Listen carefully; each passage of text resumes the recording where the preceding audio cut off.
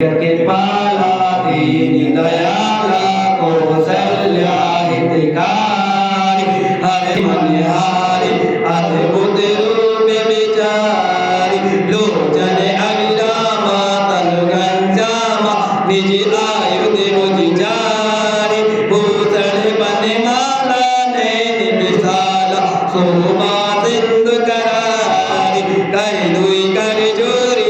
स्तुति तोरी कहीं विधि करो अनंत माया गुण ज्ञानातीत अमाना वेद पुराण भवंत करुणा सुख सागर सब गुण आगर जेहि गावै श्रुति संत सोम में तिलागी जन अनुरागी भयो प्रकट श्री कंता ब्रह्मादि लिकाया निर्मित माया रोम रोम प्रतिवेद कहि ममि पुरि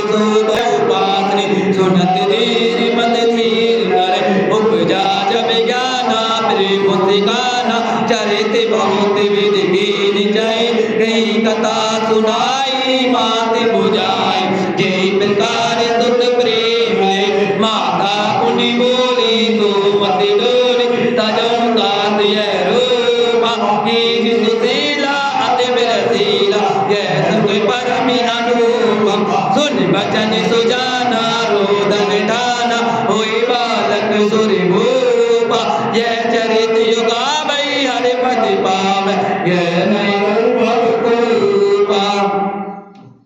कृपालु भजि मणिहरणि बहु